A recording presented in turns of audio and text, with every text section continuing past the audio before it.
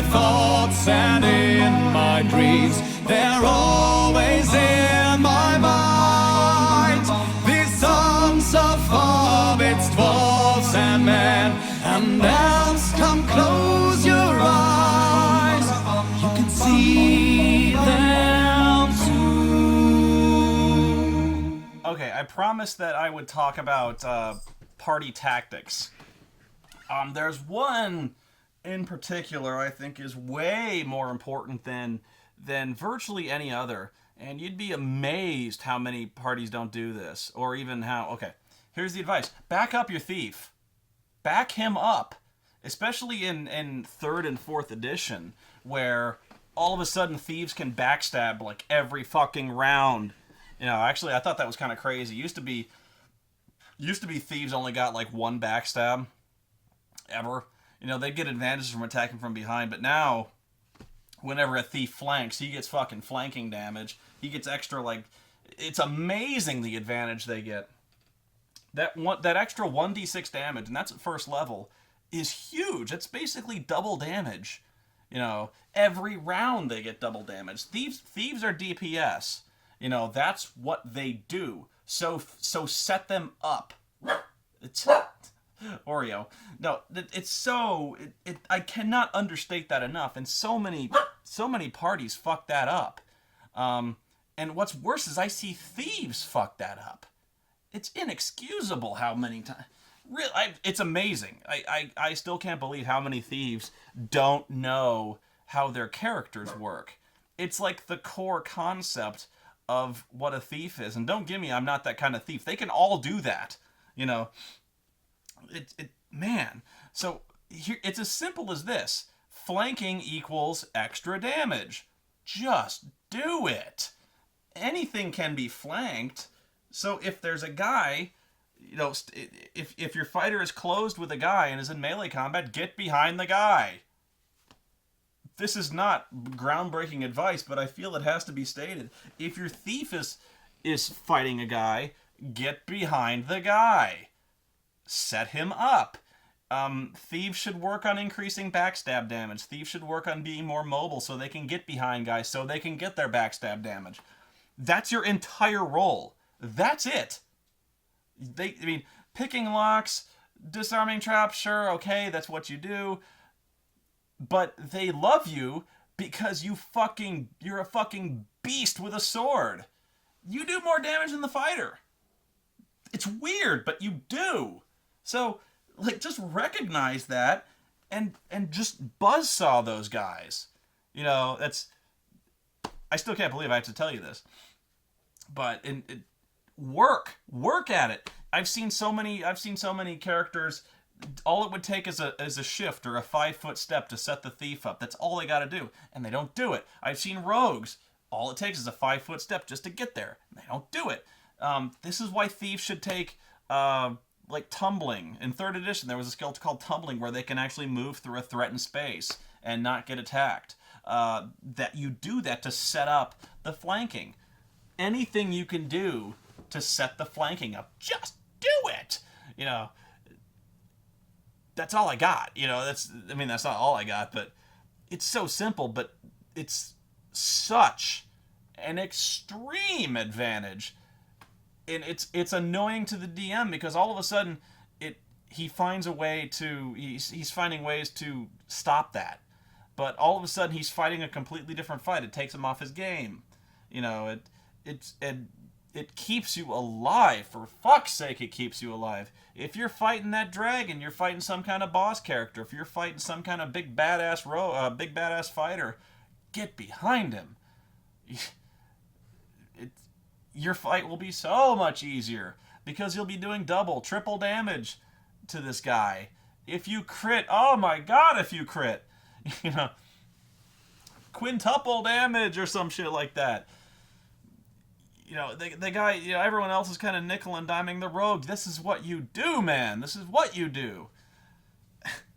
Even if you got a knife, like daggers and shit like that, it's D4 plus 2D6. My god, man. Why would you not want to do that? Remember, like, shit, that's good for everybody. Remember what you do, you know?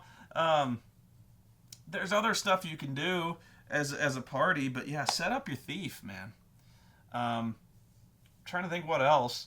The best things that party can do. Bards, don't forget you can perform.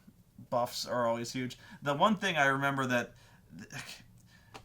third edition D&D kind of turned D&D into a tabletop war game, kind of a light one, but it did. And so one of the weaknesses, or one of the silliest things that came out of the flanking system, is the conga line. And it's hard to describe without setting it up, but let's say there's a good guy and a bad guy and a good guy, okay, flanking. But a bad guy gets behind the second good guy, so the second good guy is flanked. Then a good guy gets behind that one, so that guy is flanked. Then a bad guy gets here, so this guy is flanked. And they all line up. It's fucking ridiculous. And it's this natural extension of the flanking thing. So it's really fucking silly. And it still kind of goes on in 4th edition, where flanking just kind of goes on that way. It's actually very unnatural. The flanking concept actually works great. It's very logical, because it's hard to fight a guy on both sides of you. You know, fight guys on both sides of you. But all of a sudden, like, there's guys who are like, everyone is fighting two guys, one on each side, and you're like, I can't see this happening. But, wow, I was thinking of party tactics, and that was pretty much the main one. I'm trying to think of other things that parties can do to set themselves up for success. Never go cowboy. I've seen so many characters that do this. This is kind of an extension of don't split the party. Don't go cowboy. Don't go running off on your own, even if it's only like 10, 20 feet. If you separate yourself from the group, unless it's to spread yourself out from area effect, which is a good idea. Like, if you know they can throw area effect, fucking spread out. I've seen so many groups get caught in area of effect attacks. But otherwise, stay close. Because here's the problem. Fighter or the rogue goes off on his own. He gets surrounded and he gets butt fucked. And then the cleric's like, I can't get to you. Sorry. You know, so all of a sudden, one of your guys drops, the cleric has to stop what he's doing, go get you, and all of a sudden, the cleric has run off by himself, he gets screwed up, now you got two guys down, and they're like, so the fight has become exponentially harder, because now you're dealing with, like, the same group of guys, but now you're only, like, 4 people, you know. So don't go off on your own, or at least don't go off to where, like, nobody can reach you. It's so simple, but don't do it, you know. I've seen it happen so many times. You just gotta think, you know. Remember your skills. If you're a barbarian, you should rage. Don't forget that. Oftentimes, I'm not sure it's still true today, but it used to be in AD&D, 2nd edition D&D, the most powerful wizards by far were the specialist transmuters. Transmuters are the guys who could basically turn one thing into another. I called them utility mages because they had such insanely useful spells. They could do stone to flesh. They could do, flying spells. Those were the guys who could make people do things. There were so many good utilities. You walk on water, fly, weird shit like that. But all of a sudden, your mobility and combat options increase so much. Dimension door. The rope thing, the rope trick, just so many things you could do. You know, if you're a bard, you can cast spells. If you're a wizard, you can cast spells, sure, but recognize if you're if you're a bard, you're not gonna be DPS when it comes to magic. Don't waste your time with like burning hands, magic missile. I mean, you can get one, sure. But get stuff that's going to be useful, because you're not going to be, you're going to blow your load on your one spell, and you're like, aha, I did 1d6 to an area of effect. Whoop-de shit. Do stuff that's going to help the party, because by the end of it, your party is going to be so much better off than you getting into position, getting to the front line, throwing your stupid burning hands, and then just running off. Whatever, There's way more useful spells you can do, even in context of role-playing, outside of combat. They'll be so grateful for the comprehend languages, Just utility spells. Trust me, it's gonna pay off way more than your magic missile. That one magic missile you get. Oh, I was gonna say this. I guess I could do this in terms of dirty tricks, and if I think of any more combat stuff, I'll mention it. But you probably saw it in the D20 live where I crushed a glass in a sack. That's another big thing. Always on your inventory, buy empty sacks. Say like I have 3 small sacks and I have 3 large sacks, because in the book they actually distinguish between the two. Carry a lot of empty sacks, because if you find treasure or if you find something gross that you got to carry around, or empty bags. Have empty bags. Have glass bottles, because there are so many times you need to carry a shitload of stuff and you don't have a bag. And a DM who knows what he's doing will screw you over on this if you don't. They're like, okay, you find 10,000 copper pieces. And you're like, cool, we take it. And the DM goes, how? It's a good question. You know. Or if you find a shitload of money, oftentimes that kind of goes past the boards, is how to carry all this stuff. Or if there's like really valuable stuff that is not easily stuffed in your pockets, like candelabras or statues, like little statuettes, or stuff like that, stuff that's not easily taken. Books, if there's a lot of really valuable books or scrolls, or put it in a bag.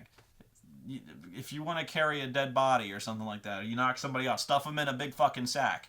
You've got the bags, use them, and you'll use them so much, and you'll seem so smart to the party.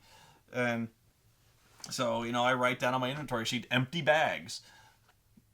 You'd be surprised how often you have to stuff a motherfucker in a big burlap sack. I'm just saying. But you saw how I did in the D20 Live, how I crushed a glass in a bag, and then the first time I encountered a guy I was not going to be able to talk my way out of the situation, I threw the fucking powdered glass in his eyes. And by the way, I've heard of this happening. It's one of the sickest things you can possibly do to a guy, which actually, all things considered, is a pretty evil fucking act, because you'll blind the guy. Guaranteed you'll blind the guy forever. Because here's what happens, and I probably don't even just, what happens, but somebody throws like crushed glass in your eyes. Your first instinct is to go, ah! You've just destroyed your fucking cornea. It's fucking brutal. Now, on the other hand, the guy I threw the glass into his eyes was pretty much beyond saving. He was all hulked up on that venom shit, so he was pretty much a goner anyway. But yeah, even if it's something as simple as a bag of sand, you'd be amazed how often that is, just fighting dirty. If you're the kind of chaotic good guy, you can fight dirty. You can, the grease spell is a really underrated spell, because all of a sudden, like if you're getting chased out the door, or you're being pursued, or even if there's a guy that they really want to reach, like bad guys are rushing, you put grease in front of you. It's simple, but it works out so well. Caltrops. If you don't know what caltrops are, they're little spikes that you throw on the ground, and they're designed in such a way that one of the spikes is always standing up. So you can do this in so many cool defensive ways. Again, if you're trying to safeguard a door, you put the caltrops beyond where the door opens. Somebody gets in, they step on the fucking caltrops, their movement's reduced by half. They don't do much damage, but, annoying. It's also a good way to roleplay if you're trying to get away from somebody. If you're getting into a foot chase, or you get caught or something like that, say, I take my bag of caltrops and I throw them behind me. The DM's like, that's a good idea. And you'll probably have a better chance of escaping the pursuit. Smoke sticks. They actually have... They actually have the item smoke sticks, which when you break them, erupt in big columns of smoke. There's also a spell called Obscuring Mist. Use that. If you're trying to get in somewhere you shouldn't be, again, you're trying to sneak past guards, or you're trying to escape from a situation, you cast that spell, it's the ninja vanish trick. Also, it's a good way to yell fire. That's a good way to clear guards out of a place or cause a panic. Is you break a smoke stick, you throw it towards, behind the bar, or in a stack of leaves or something like that. You go, fire! The DM's like, that's fucking smart. They think there's a fire and they run. Again, this is going to my DM dirty tricks handbook here, but you know, or my player dirty tricks. I've done some of the bardic knock spell, so many cool things. But you know, there's a lot of misdirection. Be like Batman, you know, theatricality. Or even if you don't have smoke sticks, you can set this stuff up to where you can set it so where you can yell fire. Even if you like stuff your if you know you're going into the situation, I wouldn't normally suggest this, but like if you're going in a situation you need to cause a panic, maybe like have something that'll burn. You can throw into a fireplace that'll burn really, really smoky or something like that. Like even I was gonna say a bag of leaves, but who walks in with maybe if you got a backpack, you can have a bag full of leaves and throw them in there. I don't know what, but if you think of some kind of this is where you actually can ask your alchemist friend. If you have a guy who has craft alchemy, you'd be like, you got anything that causes a lot of smoke? And the guy, the dealer will be like, yeah, you could roll something, and flask of oil. You could cause a fire with a flask of oil, and that wouldn't be hard to sneak in somewhere. Set fire to a thing. Fire is very good. Fire is your friend. People act weird around fire. So, trying to think. Always carry a ranged weapon. This is great actually. I almost caused TPK doing this, and in fact, it was on one of my Pathfinder games that I put online. Was they ran into zombies, which you'd think would be one of the most common enemies ever, and they are. But here's the thing: zombies and skeletons and the like are virtually unaffected by anything except one type of weapon. For instance, a rapier or a spear isn't going to do shit to a skeleton because you can't stab a skeleton.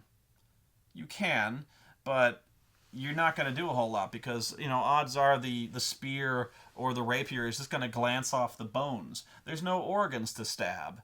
And same thing with a zombie. You can stab a zombie with a rapier. You can stab it in the eye. Is the zombie going to care? Not really. The only thing that harms a skeleton is a blunt weapon, even as something as simple as a club or a tree branch or something like that. The only thing that hurts a zombie in the context of D&D is a slashing weapon. So, when these zombies attacked, I had 6 people. Guess what? Nobody had a slashing weapon. Not one. Skitch had one. He had a dagger, which can be used as a slashing weapon. He was the only guy out of 6 guys. Everyone else carried a blunt weapon, and even the best fighter in the group carried a rapier. Which, by the way, if you're the best fighter in the group and you're carrying a rapier, rethink your career choice. But yeah, he had a rapier, so he's stabbing these zombies, and I don't tell him how much damage he's doing. He's rolling damage, but every time he stabbed him, I say, the zombie seems relatively unaffected by your attack. Meaning, he took, I forget how much damage zombies take from piercing, at least in Pathfinder, but they take at least half, probably a quarter, but it's at least half. So I'm like, I even said stuff like, you stabbed the dragon right in the heart. Because he did a crit, as I recall. Like, I said, you stabbed the dragon right in the heart, but it doesn't seem to affect it at all. It still shambles towards you and swings like nothing is hurting it. And eventually, after like 4 rounds, he figures this out. He's like, maybe I'm not doing any damage to this thing. I'm like, no. So then the cleric runs forward and he hits the zombie with his mace, and I'm like, okay, you crack its skull. Big whoop. The only way to beat these things is to cut them into pieces, at least, again, in D&D. Skeleton, the only way you can beat the skeleton is to smash it with something blunt. So I always say in D&D, and I know weight is always a concern, encumbrance and stuff like that, but always carry at least 2 different weapons that do 2 different types of damage. If you specialize too much, you're going to run in this encounter where you're just fucked. You're going to run in that monster who doesn't take damage from piercing weapons. You're going to run in that monster who's not affected by, like, bows, piercing weapons. You're going to run in that monster you need a blunt weapon for. That happens so often. You need a blunt weapon for this shit. You face that earth elemental, and it's for some reason immune. Well, you can't slash a rock. You can't pierce a rock. You can break it with a hammer, sure. But, stuff like that. So I always say, at least carry 2 kinds of damage. So important. And if the DM knows anything, he will bite you right in the ass with it. So I always say, blunt weapon is actually the one that comes up the most, I find. Always carry a blunt weapon. And here's how you do it. A club. That's it. And clubs in D&D and virtually every game are free. Why? Because they're a stick. So, like, anyone who has any kind of club, you know, you can say it's pretty, like I whittled this club and it's got this big lion head on it or something like that. Or it's just a piece of driftwood. In fact, most times you can just say, I pick up a piece of driftwood and I whack the skeleton with it. DM's going to be like, good, fine, you do D4 damage. It's still going to work, you know. So, carry a club. They're not that heavy because they're like a 2-foot piece of wood. You know, it's a fucking truncheon. You can carry one of those. They're not that heavy. They cost nothing. Carry one. If you're the kind of guy who has a rapier, at least carry a dagger. Somebody carry a short sword. You know, have two, because you got to have that backup weapon. The reason I always say carry a club is because one time in the entire campaign, at least once, the DM is going to see the rust monster in that fucking monster manual, and he's going to be like, ha ha ha ha, rust monster. Fuck your armor! You know, you're going to... By the way, if you see a rust monster, fucking run. But, you know, because you're not... All of a sudden, you'll see the fighter just drop his fudge at the sight of a rust monster, because his sword, his armor is just going to be fucked. But yeah, if you're at all worried about your fucking sword, carry a club. Pummel that fucker with a truncheon. That's it. And it sounds so simple, but, you know, you got to be somewhat versatile in the damage you do. Again, if you're a wizard, don't be the pyro, or at least have a fallback in case the pyro shit don't work out. If a fucking Balrog appears in front of you, or anything that's immune to fire, and all you got is burning hands, fireball, that's all you got, you're not going to be any use in that fight. And that happens so often where, you know, these guys over-specialize, and they only have one answer to everything. And so all of a sudden, you know, fire methods appear, and the guy goes, burning hands, and the DM goes, it doesn't do anything. And all of a sudden the wizard just goes, sorry guys, and he sits the entire combat with his thumb up his ass, swinging uselessly with his other hand with a knife, not doing shit. So don't be that guy. You know, if you find yourself in that situation where you've got one weapon, and if that weapon gets nullified, what's your plan? Have a fallback plan, and you'd be surprised how many people don't do that. I was gonna say, my memory's so bad lately. I know what it was. And you could even take that one step further. In fact, I've seen characters take that really far, to the point, I wouldn't say paranoia, but really, really prepared. When you get to higher levels, I have seen characters not even leave the house without a blunt weapon, a slashing weapon, a silvered weapon, because if you run into a lycanthrope or something that can only be hurt by silver, you're going to want that. A magic weapon, or a spell that can turn a weapon into a magic weapon, like Shillelagh or the spell Magic Weapon. And they won't leave without a cold iron weapon, because certain creatures like the Fae, or like, you know, I was going to say banshees, but there's certain creatures like Fae creatures who can only be hurt by cold iron.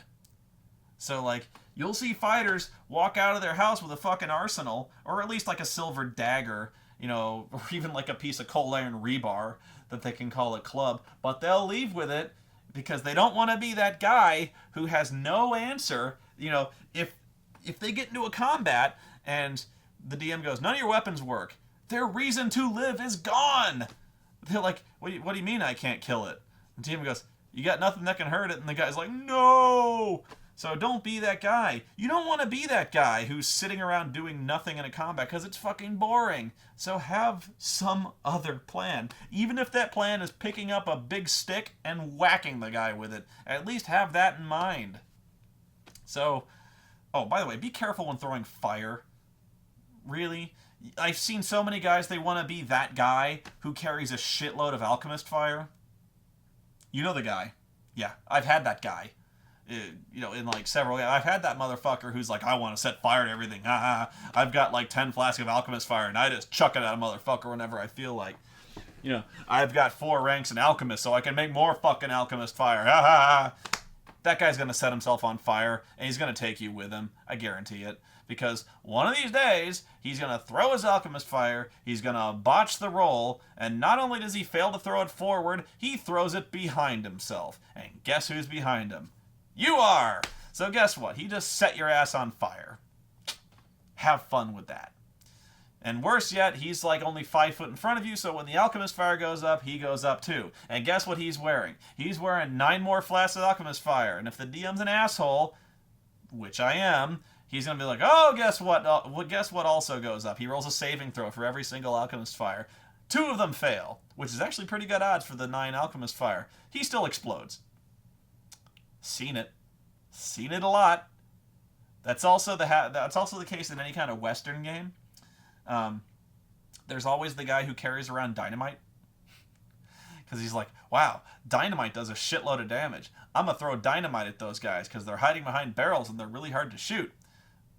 One of these days he's going to fuck up his throwing roll. He drops the dynamite 5 foot in front of him, and then you got bad times. Yeah, that guy with the alchemist fire is going to get you buried. And I won't say every campaign I see that guy, but I see him in a lot of campaigns, and he don't live long, and he usually takes someone with him. And what's funny is the completely stymied look on his face when he fails that throwing roll. Like, he didn't know that was possible. He's like, you're like, roll your throw, and he rolls a 1. Which always, it happens to everybody, the 1. But yeah, he's like, I'm going to throw my alchemist fire right in that group of dudes. Which is always what he's like, splash damage! I can do it anytime! Fuck you, wizard! I got splash damage every round! Ha ha! Splash damage!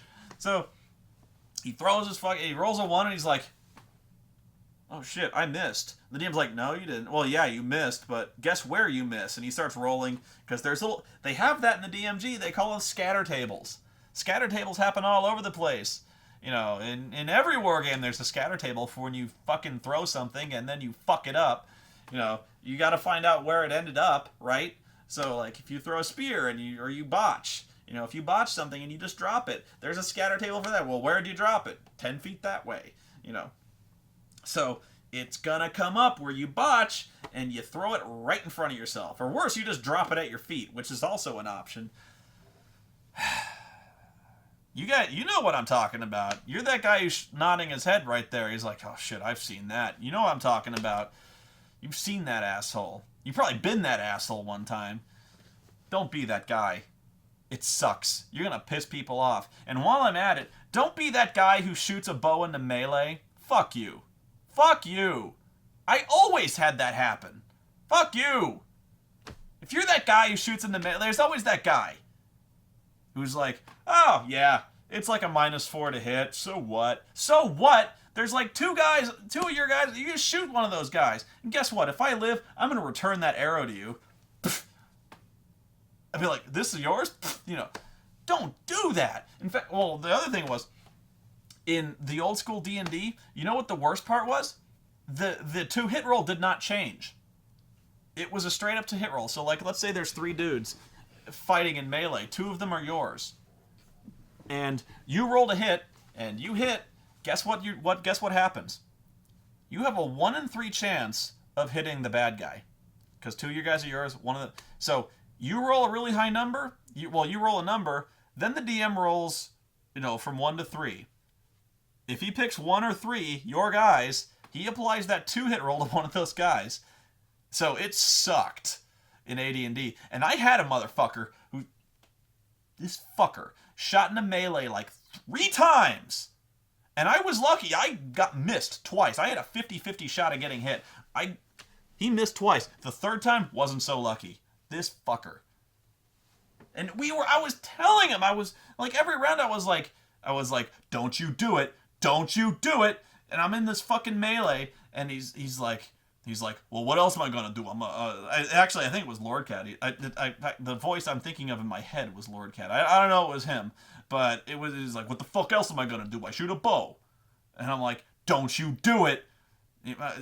I even told him the rule. I was like, you realize it's a 1 in 2 chance of hitting me? He was like, I'm a ranger. I shoot a bow. And he shoots the motherfucker. Yeah, third time he hit me. And, well, I don't know if they even... In 4th edition, I think they've been nicer about it, but in 3rd edition, it was even bad. Because it was -4 to hit, but if you missed by that -4 margin, like, if you would have hit, but you missed because the -4 applied, you hit the other guy. Because he represents the cover that the other guy got. So if you missed by the degree of cover, you hit the cover being your guy. So, it was less likely you were going to hit the guy, but still pretty fucking likely you were going to hit the guy. I hate that guy. Because he's just an asshole. He's this guy who, he's like, oh, you can take, like, even if I hit you, you can take 1d6 hit point. You're like, fuck you. I hate that guy. God. And that guy. There's that guy. I want to kill that guy. Because, like, again, in real life, if this happened, some fucker shot you in the ass with a longbow, and he's like, I had to take my chances. Fuck that. God damn it. Don't do that. Find some other way, or take the feats that make it so you're not that guy, to where you can actually shoot safely into melee, because, like, some guys just blow it off. I don't. I remember this shit. And I may not start a fight right there, but I'm going to remember that next fight. Because I ain't helping your ass. So, like, especially if I'm the fucking cleric, and you shoot me in the ass with your fucking crossbow, yeah, good luck. Good luck. When you go down, good fucking luck. I'll get to you when I can. Oh, but this guy, I can't leave melee because he'll get an attack of opportunity. I'll get right over there. Yeah. Don't be that guy. I wish I had more tactics to talk about, but I have rambled on enough. So, until next time, you guys have fun.